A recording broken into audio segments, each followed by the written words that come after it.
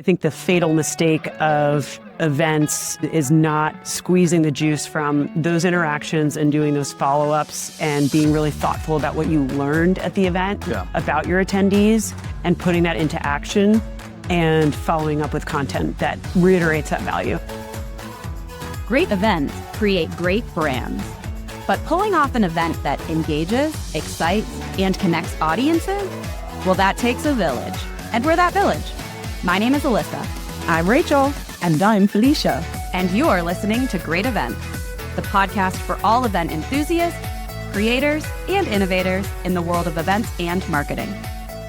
Hello, everyone, and welcome to this week's episode of Great Events, a podcast by Cvent. It's another Matt Heinz takeover week. And in this week's episode, Matt had the chance to flip the script and put me in the hot seat alongside fellow Cventer and former Splash CMO, Kate Hammitt.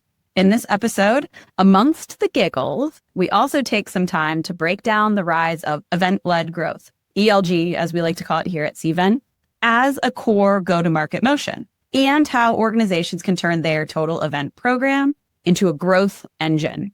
Matt, Kate, and myself explore what ELG is, why it's gaining traction, and what companies need to do to operationalize it for pipeline, retention, and expansion.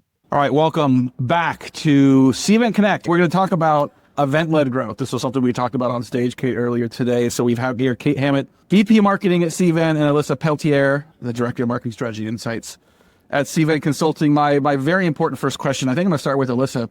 What is it like at Lane Stadium when the first couple bars of Enter Sandman start and everyone is jumping up and down? Like, do you get chills every single time? Yeah, that is an experience for sure. I highly recommend it. And honestly, I was there when Metallica actually played live.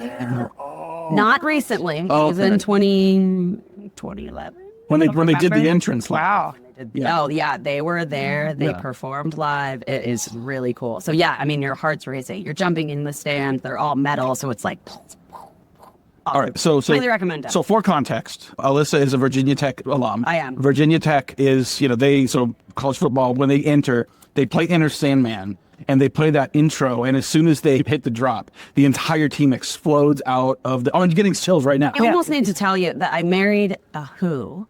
So I married a man who went to UVA. Not only went to UVA, but is in Charlottesville. But also, I'm sitting next. I was just going to say, let's embrace the Cavaliers here. Maybe not for football, but for all the Olympic and sport.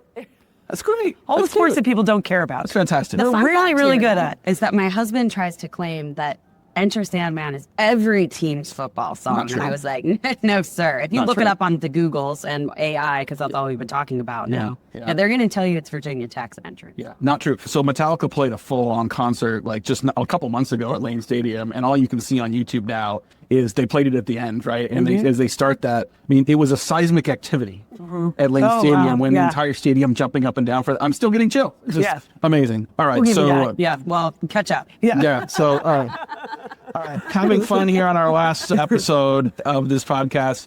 I guess we should talk a little bit about work. We'll get back to college football. They're related. I see the threads already coming together. Go. Yeah.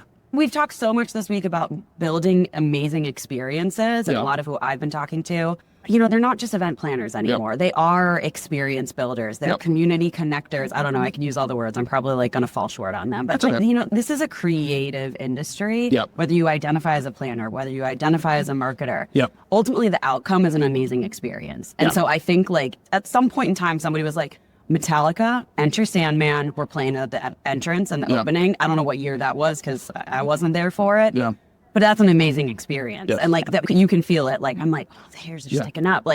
That's what the people do here at Cvent CONNECT, or have the power to do. Some do it better than others, but I think that's ultimately what this is about. Well, everyone here's been talking about that, right? And I think you're saying hey, let's talk about the who's as well. And there's something about where you went to school, right? And let's stay with football for a second. If you're a fan of a professional team, that's fine. Maybe you grew up in that town. It's something that's part of you, but you are part of that school. You attended that school. So there's an identity there that is a deeper thing. And I think that can exist at a conference. If you can find an event, whether it's a big conference like this or a smaller event, when you look at how many hugs versus handshakes happen in the room, it's sort of a sign of what kind of community you are building. I love this. I love it. It's so true. I mean, that's what we're feeling right now. Yeah. I mean, I think it always made me laugh when people would talk about the dawn of hybrid events. And when you think about like sporting events, I'm like, we've been doing this for a very long time.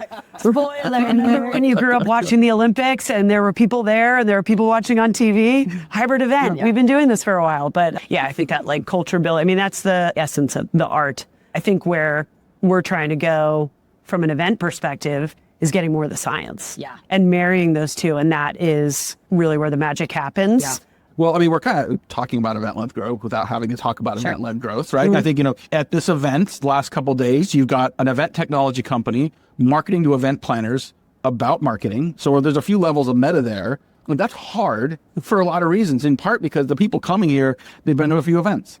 They're probably very critical about events. They're noticing the details of an event more than sort of an average event attendee would be, including the event experience, which is a large part of what Cvent sells. Is that intimidating? Does that feel like a high bar? Or does that feel like we're just going to let our flag fly and do what we do well? I will say, and this is coming from having formerly sat on the meetings and events team, it is an incredibly high bar for this group. And I think our head of events, who also happens to be host on our Great Events podcast by Cvent, holds herself to that standard. It's like, I can't disappoint this group. We have to make sure that we're building an incredible experience and that we're one-upping ourselves every single year. That's easier said than done. Like, it's not that easy to be innovative every single year. And there are budget constraints and there are, you know, it's not that easy. But I do think that Cvent, it does continue to innovate in its event experiences. But yeah, there's still room for growth. Yeah. I think every time you're looking at like, what's the next best thing? And having gone to Connects early in our history at Cvent, and then, you know, being a part of Splash and coming back to Cvent. So this is my first Connect in some time. And seeing, you know, how everything has evolved along with what, you know, the industry needs. Like it's also been about, you know, more networking or different types of experiences and how that's evolved over time. So even if something's working in 2025, you're not going to see it in 2027. I'll just like double down on that because like audience centricity is everything. I know like in the, you know, corporate space, we always talk about customer centricity, but in an event space, your audience is the customer is the audience. And so being ruthless and scrutinizing every detail for that audience. I think that's why planners get a bad rap because they're like, we're feedback obsessed, but it's because it's insights. Because that's really understanding your audience. That's a focus group for you for every single year. And so treating your event as that kind of test pool year over year over year and starts to get that scientific mindset in it like you're talking about. Well, you have to keep raising the bar because the bar keeps getting raised in general. Like you said, like, hey, we've been doing hybrid events forever. It's 1984. I'm watching the Olympics on TV from Los Angeles and they happen to also be happening live, but that's it, right? There's no recordings. You watch it or you miss it. Now, all of a sudden, there's interaction. There's social, right? There's engagement among community members. You've got the opportunity to say, you like judo? They like judo. Let's have a judo conversation happen that the snowboarding people may not care about, right? And so the segmentation and the engagement opportunity has gotten far more complex, but I would argue far richer. Like the opportunity and the advantage you have if you can lean into that opportunity as a brand, facilitating and organizing and producing and enabling that experience is powerful. Well, and think about, is there any other channel where you can do that in marketing? That you have that like true intense moment together. I don't know. Is there? Not really. I mean, no one says like, oh my gosh, this is my 8th year reading like your report, you know, but oh my God, that white paper. I know. One annual report. There might be some random outlier who's like, I am so obsessed with this report. I've read it every year for 10 years. But like, you see the pride of our attendees here being like, this is my 8th Connect. Or this is my first Connect and let's celebrate you and let's find a place for all those things. But no one remembers the digital piece. Well, and we talk about that in the context of event-led growth, right? How like these are moments that can kind of compress the sales cycle. They can kind of compress and accelerate the customer experience on the customer journey, whatever stage that they're progressing to, right? Maybe from, hey, I was just a customer to now I'm like a raving fan. I'm obsessed with this brand. I need to do more with them. Whatever it is, the events have that velocity associated with them that I don't think any other tactic or channel in our mix has. So you think about people, I get 10,000 people at this conference. There are a lot of competitors here, people that compete with each other, but even amongst competitors, an opportunity to share and learn from each other and get better. It's connection at the end of it, right? What's the common denominator? The competition can be that denominator in that scenario. So I think that not only builds community, but it builds the connection amongst frenemies, if you will. we're not enemies. Yeah. If you're listening to this, they're not hugging it off. They're sharpening knives. Look at that. This will get interesting later. About to shank me. Meet the parents, the two eyes. Shank the hokey. Okay, well, that sounded wrong. We're going to keep going. And so whenever you do an event like this, this is a big production. It takes a long time to pull together. It's very expensive. And I don't know if in your organization, but like in a lot of companies we work with, they complain about how much time and effort and distraction is up until you have it. And then you get there and you're like, this was amazing. We need to do this like every other week or something, Welcome right? to my inner monologue. Yes. 10 days. Why? Why are we doing this to ourselves? Facetiously, I love events. So much. And then you leave. But then you get here, then this happens. And one of the worst things you can do is leave here and start planning for the next event. Right? And not capitalize on all the goodwill you created here. Goats, kittens, James Vanderbeek, all of it matters, right? And so when you think about this as not a growth by events, but event-led growth, where event is the catalyst, event is the center point. For people listening to this that are doing their own events, big or small, like how do you continue that momentum, that human experience and that spark when we're not here anymore? Yeah. Just from the content piece, like that must live on. Yeah. And we have so many distribution channels now that the human connection, I think, can live on in certain ways by keeping up your event programs and giving those opportunities for handshakes and hugs. But I think the fatal mistake of events, at least that I've been a part of like over the years, is not squeezing the juice from those interactions and doing those follow-ups and being really thoughtful about what you learned at the event about your attendees and putting that into action and following up with content that reiterates that value. And I like to start with the end game in mind. Like, why did you build that event in the first place? Yeah. And how is it connected to a broader strategy, right? So it isn't okay, now how do I make all of this content work? It's already assumed. I built this event because it's been plugged into something behind me, right? That's like part of this journey, these nurtures, this campaigns, experiences, however it is manifesting. But that omni-channel marketing is really important in this. And I think events are part of that. They aren't just a moment, capture, produce, push. It's we are pushing because they were aligned to something before the event even took place. And I want to mention something, toot your horn actually, because I felt like this was really powerful moment on Monday. We had marketing leaders around the table. There were about 12 of us and talking about what our kind of hopes and dreams were for incorporating AI and how we we're going to handle the future. And we all sort of made a pact around the table, like, okay, we're doing this next year. So, a year from now, we're going to be where? And Alyssa had everybody kind of go around and share that around the table. And we had created such a community within, the exercises and the conversation that we were all like going to hold each other accountable. So it's like, okay, what are you going to say for a year from now? All right. And then we're going to check in. And that was a really cool moment for me. It was very authentic. It was certainly teed up by, your event design. But that, I think, is really like when the magic happens in events. And you can do that. It doesn't have to be just a small bespoke group, but you can give that magic and kind of like next year, we're going to circle up and see where we're at. Yeah, you can connect the dots for the group already, right? It's like whether that's a content piece that you're following up with or a next event, the next touch point, how do you continue the relationship that you formed? Yeah, and so just slide that registration form. Just and like another contract.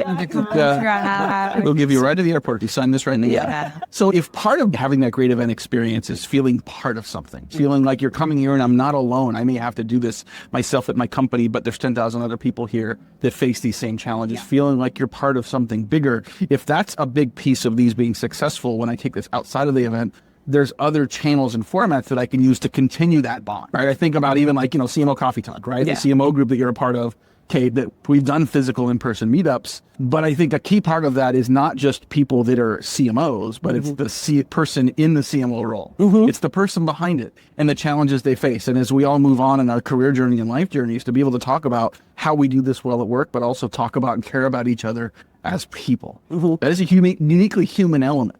Right? That I think is very hard to do purely in a Zoom call, very hard to do purely in a Slack channel. And being able to get together and prioritize in-person events, but think about the multi-channel, multi-sensory nature of enabling that for people That means integration of channels. It means integration of teams across an organization. A lot easier said than done, but incredibly powerful. And I think we're talking about, why events work, right? Yeah. We're talking about authenticity and vulnerability, which are things that are increasingly becoming scarce in the current climate, right? Like, I've probably spent 3 days just gabbing about AI, which I was like, kind of like lukewarm on Sunday at 9 p.m. And by 9 a.m. this morning, I talked to my husband for an hour and a half, and I was like, AI everything. Like, all things everywhere. I felt the burst of energy this week and feel very ignited in my career, in my learning and in my own learning and development. You don't do that usually when you're staffing an event, right? No. I felt the exchange of information. If you were doing this remote, and for those that, maybe listen to this, maybe you were at the event or maybe you were,